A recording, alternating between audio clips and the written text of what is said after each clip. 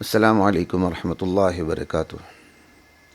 بسم اللہ الرحمن الرحیم والصلاة والسلام علی رسولہ الکریم خاتم المعصومین وعلی آلہ وصحبہ اجمعین، اما بعد۔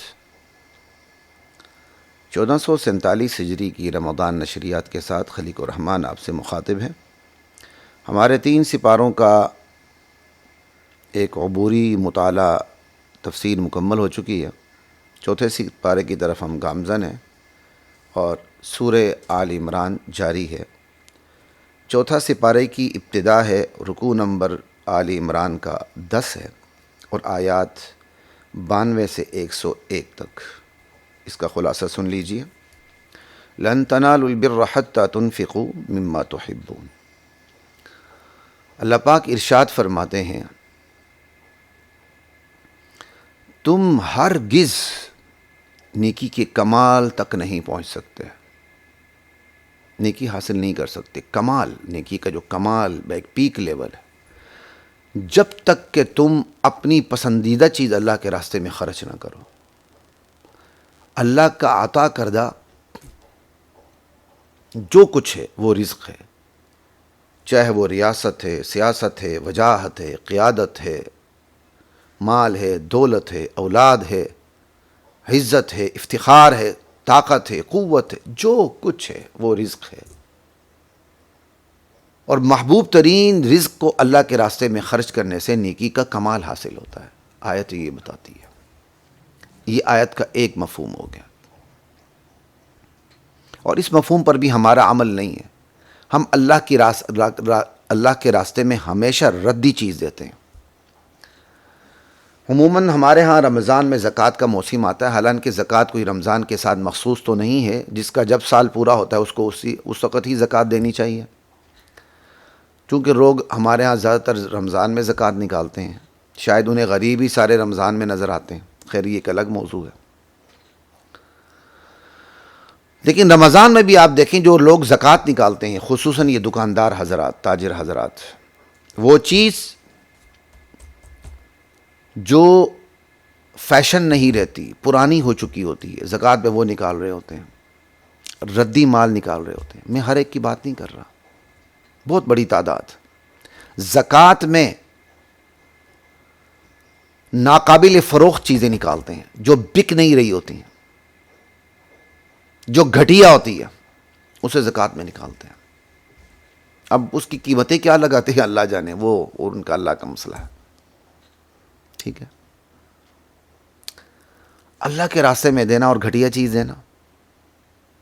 اور اسی طرح آپ دیکھیں، مدارس مسلم معاشرے کے تعاون سے چلتے ہیں، اور مسلم معاشرے کے ساتھ مدارس کا سب سے بڑا تعاون یہ ہے کہ مدارس مسلم معاشرے کو مسلمان کرتے اور رکھتے ہیں۔ اس سے بڑا احسان دنیا میں کوئی نہیں ہے، اس سے بڑا احسان دنیا میں کوئی نہیں ہے۔ لیکن ہمارے بڑی مصیبت ہے، اپنا احسان یاد رکھتے ہیں، دوسروں کا احسان یاد نہیں رکھتے۔ یعنی مدارس کو جو 2 ٹکے دیتے ہیں نا، وہ یاد رہتے ہیں۔ مدارس ان کیا کردار ادا کرتا ہے وہ یاد نہیں رکھتے۔ تعصب کی بات نہ ہو، میں ایک بات بتا دیتا ہوں، بڑا دکھ ہوتا ہے کبھی کبھی سنیں۔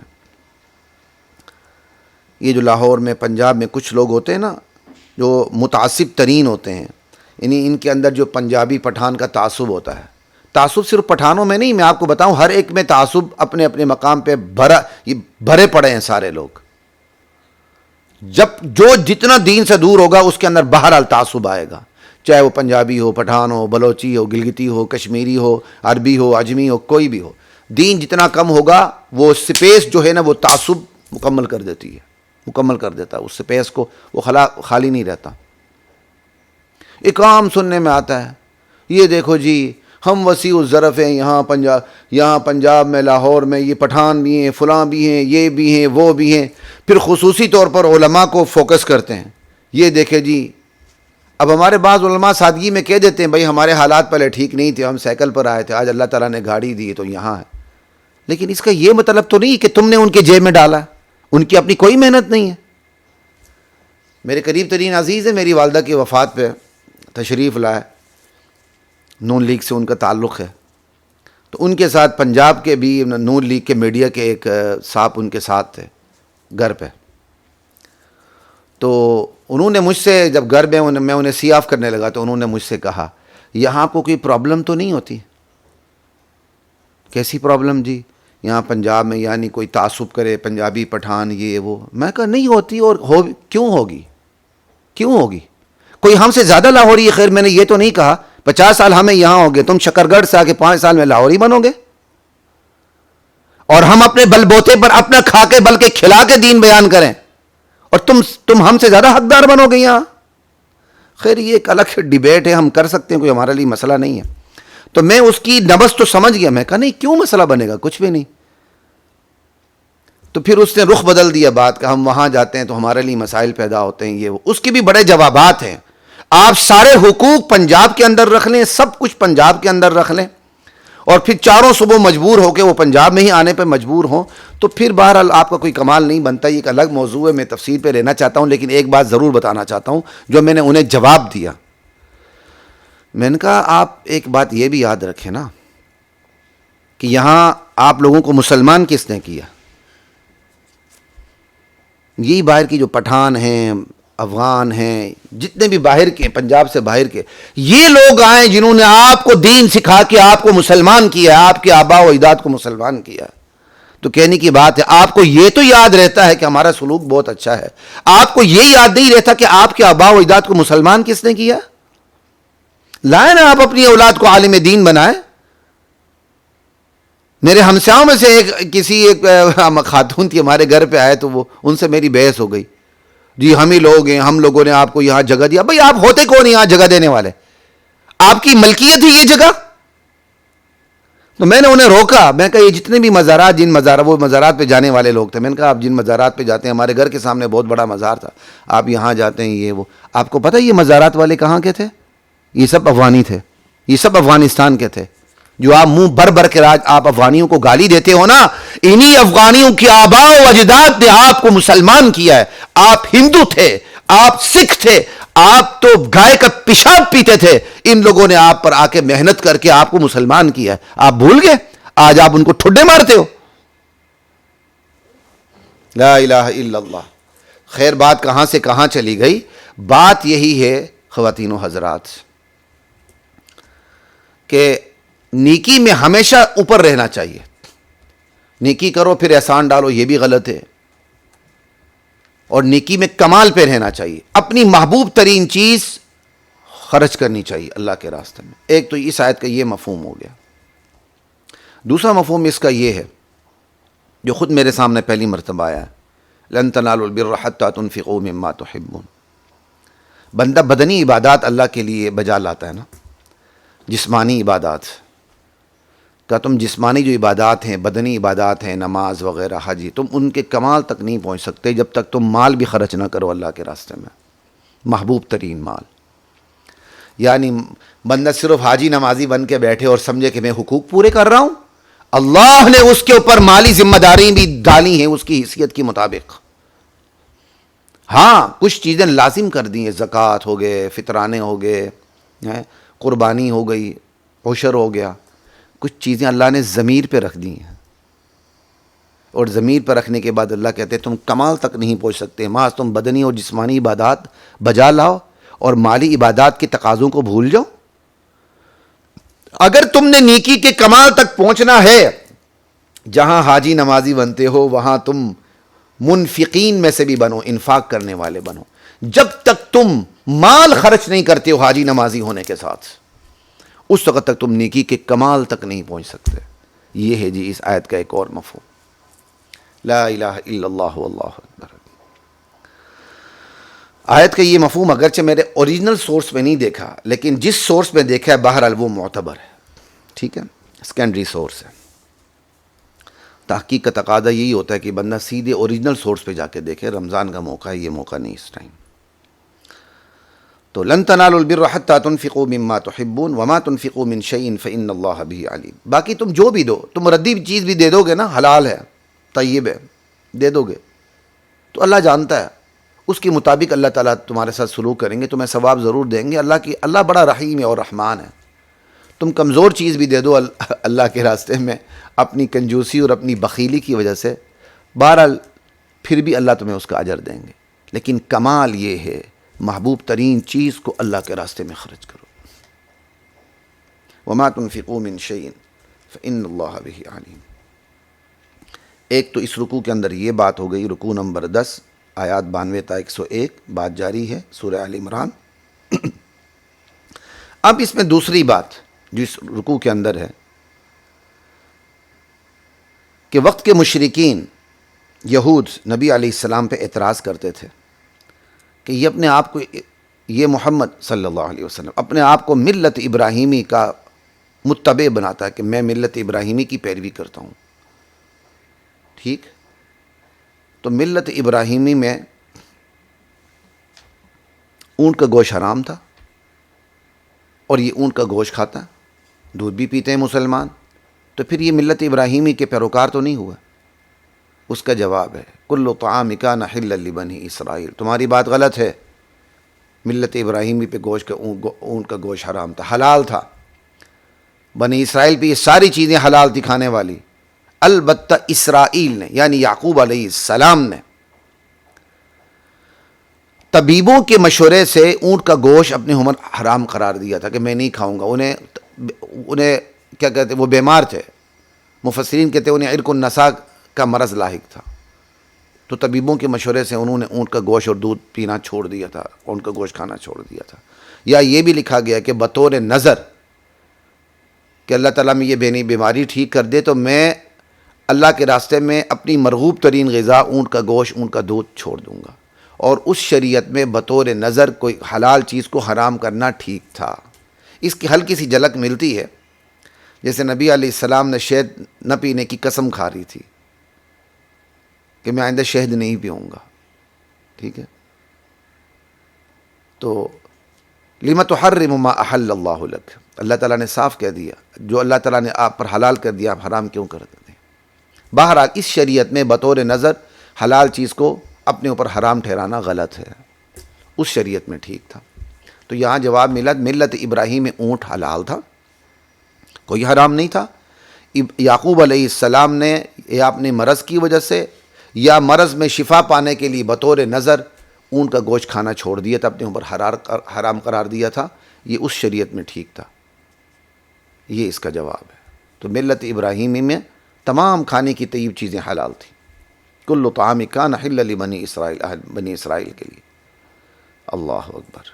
اور یہ بھی جو اسرائیل نے اپنے اوپر حرام قرار دیا تھا تورات کے نزول سے پہلے، ورنہ تورات کے اندر اونٹ کے گوشت کی حرمت کا کوئی بھی ذکر نہیں، بلکہ برعکس ذکر ہے کہ یہ حلال ہے.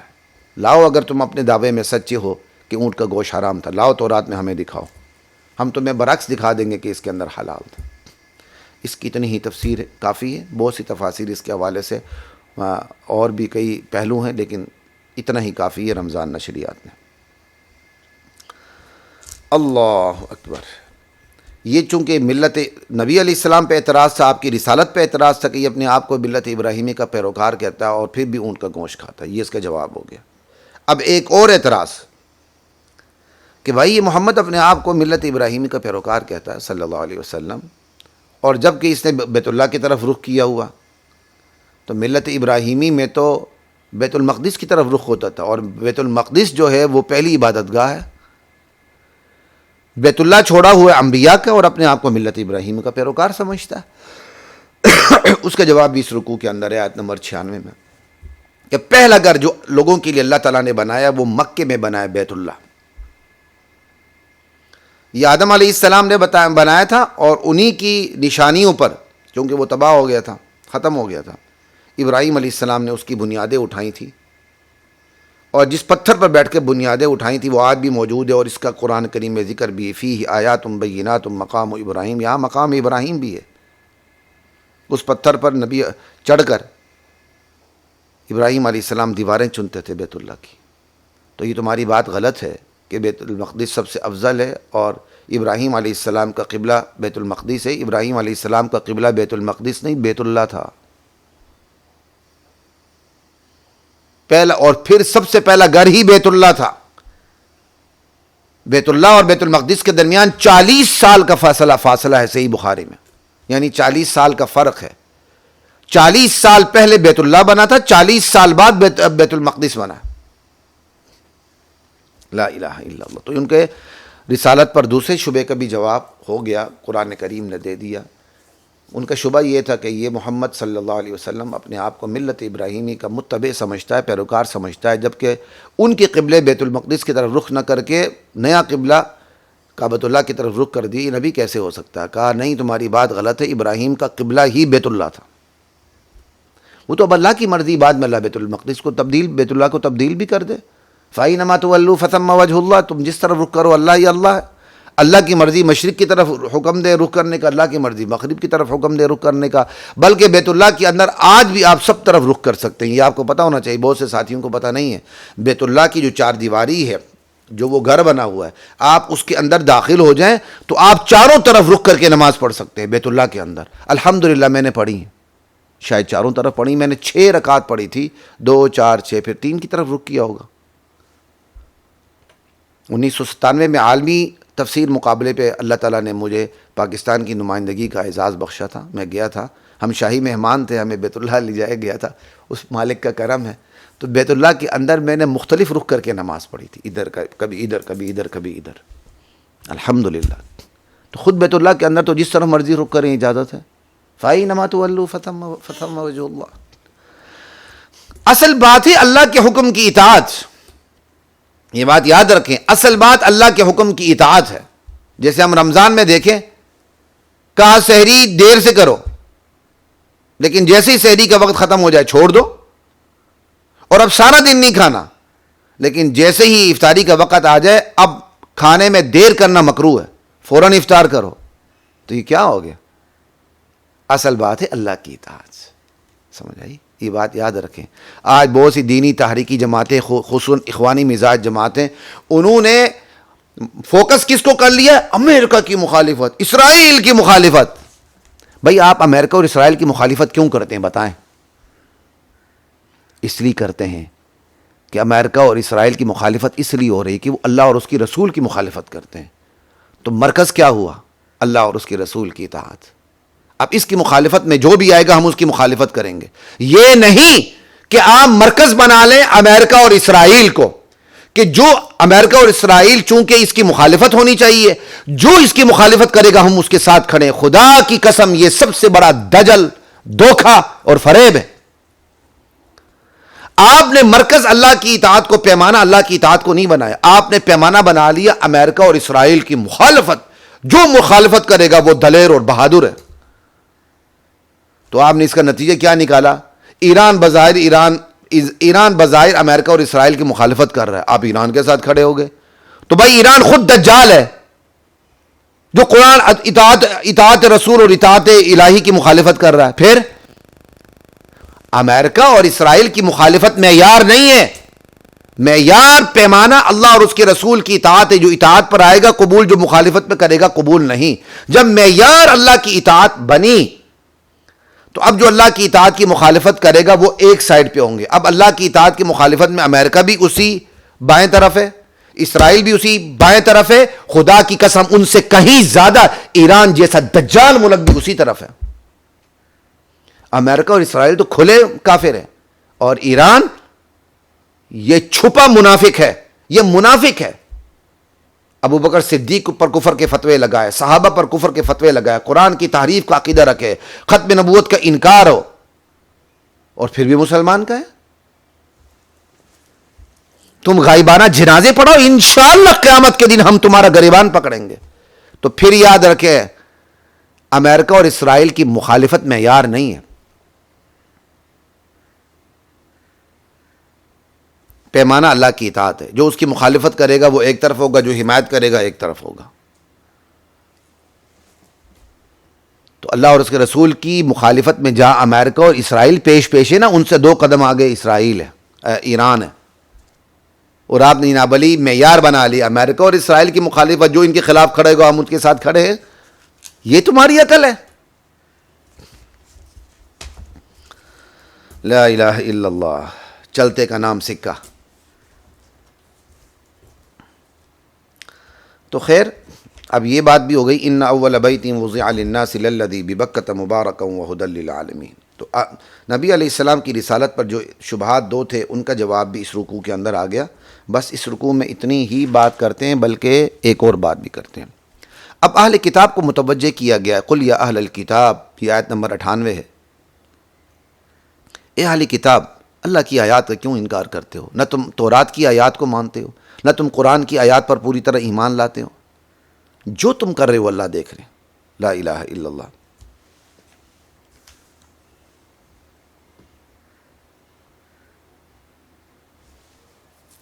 اچھا، ایک تو تم انکار کر رہے ہو، اور دوسری بات اس سے بھی بڑھ کر لم تصدون عن سبیل اللہ، خود تو تم ہوگے ایمان سے محروم. چلیں ٹھیک ہے، تو جو ایمان لائے تم ان کو ایمان سے محروم کرنا کیوں چاہتے ہو؟ لم تصدون عن سبیل اللہ من آمن. جو ایمان لا چکے ہیں، تمہارا کفر اتنا بڑھ کر ہے کہ خود بھی کافر اور ایمان والوں کو بھی تم کافر اور زندیق اور مرتد بنانا چاہتے ہو. لم تصدون عن سبیل اللہ من آمن تبغونها عوجا وانتم شہداء.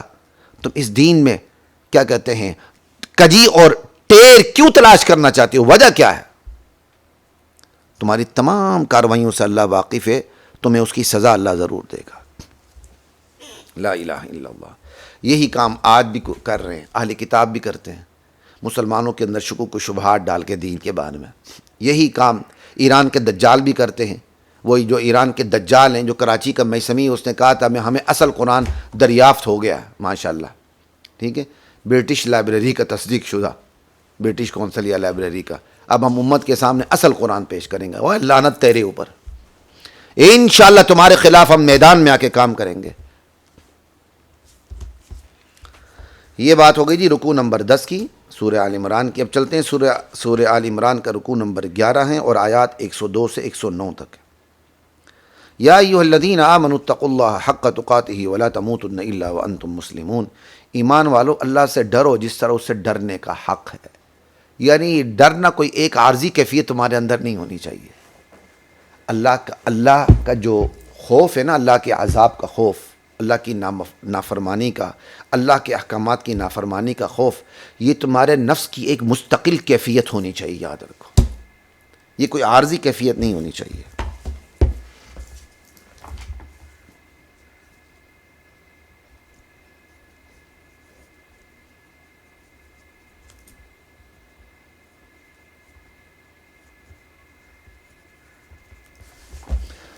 لا الہ الا اللہ. آج کیا تاریخ ہے بھائی؟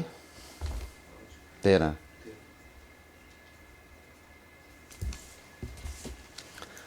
ولا تموتن الا وانتم مسلمون. ایک تمہارے اندر تقوی کمال کا ہونا چاہیے، اور تمہاری موت بھی اللہ تعالیٰ کی اطاعت اور فرما برداری میں آنی چاہیے. 2 ہدایات. اور تیسری ہدایت، اللہ کی رسی کو یعنی قرآن کریم کو مضبوطی سے پکڑ لو.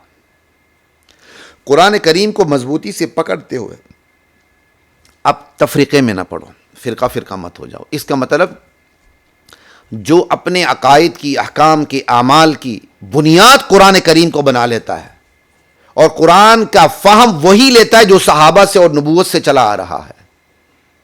اب وہ چاہے سخت بات کرے، نرم بات کرے، لیکن فہم وہی ہے قرآنی آیات کا جو تسلسل کے ساتھ یہاں سے لے کر وہاں تک صحابہ تک پہنچتا ہے، نبی علیہ السلام تک پہنچتا ہے. تو اب یہ تفریقہ بازی نہیں ہوگی، بلکہ یہ دین کی درست تعلیم ہوگی. اب جو جتنا جلتا ہے جلے، بنتا ہے بنے، مرتا ہے مرے، کٹتا کٹے. یہ فرقہ واریت نہیں ہے. فرقہ واریت یہ ہے قرآن کو چھوڑ دینا، معیار کسی اور کتاب کو بنا لینا. فرقہ واریت یہ ہے قرآن کو جیلی قرار دینا کہ ہمارے امام تو اصل قرآن لے کر غائب ہو چکا ہے. سمجھ آئی؟ جب 313 مومن پیدا ہوں گے تو پھر وہ اصل قرآن کو لے کر آئے گا. یہ فرقہ واریت ہے. فرقہ واریت یہ اصل قرآن کو لے لینا، فہم اپنا لینا، میں یہ سمجھتا ہوں، اور وہ جو اپنا فہم ہے وہ صحابہ کے فہم سے ٹکراتا ہو. فرقہ واریت یہ ہے. یہاں ہمارے ہاں مصیبت بڑی عجیب ہے. فرقہ واریت میں نہ پڑھو اور ہر ایک اپنا مفہوم لے رہا ہوتا ہے. جناب، قرآن کریم کی رسی کو مضبوطی سے پکڑنے کا مطلب یہ ہے کہ مصدر اور مرجع آپ قرآن کریم کو بنا لیں، اور قرآن کریم کا مفہوم بھی وہی لیں جو تسلسل کے ساتھ جا کے وہ مفہوم جا ملتا ہے صحابہ سے اور نبوت سے. یہ ہے قرآن کی رسی کو مضبوطی سے پکڑنا. لا الہ الا اللہ.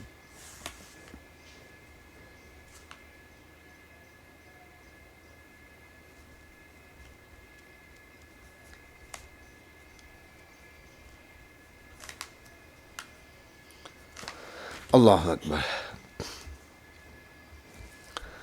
وَاذْكُرُوا نِعْمَتَ اللَّهِ عَلَيْكُمْ.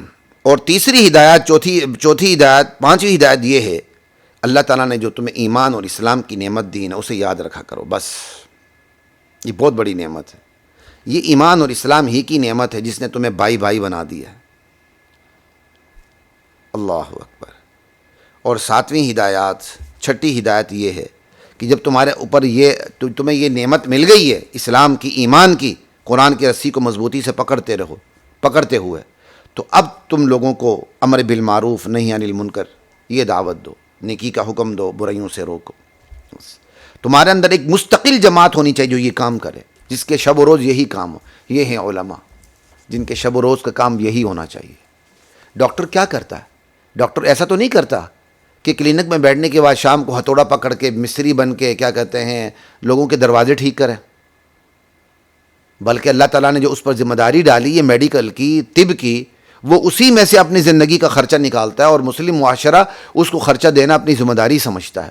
بالکل اسی طرح علماء بھی دن رات شب و روز دین کا کام کریں گے، اور مسلم معاشرہ اپنی ذمہ داری سمجھے ان کے نان و نفقے کے حوالے سے. اور چونکہ علماء کا طبقہ امت کے اندر سب سے بڑا طبقہ ہے انبیاء کے بعد، اس لیے ان کے نان و نفقہ کا معیار بھی سب سے زیادہ بڑھیا اور بلند ہونا چاہیے. یہ بات یاد رکھیں. یہ باتیں آپ کو آسانی سے کوئی مولوی نہیں کہے گا، شرمائے گا. ہم نہیں شرماتے، ہم کھل کے کہتے ہیں. کیوں؟ ہمارا ہاتھ بھی الحمدللہ کھلا جتنا ہے وہ اللہ کا احسان ہے، اللہ مزید کھولے. پھر ہم کسی کے غلام بھی نہیں ہیں، نہ ہمارے اوپر کسی مسجد کی انتظامیہ سوار ہے کہ انتظامیہ کا صدر ناراض ہو جائے گا. ہم خود صدر ہیں. جاؤ. لا الہ الا اللہ. وَلَقَدْ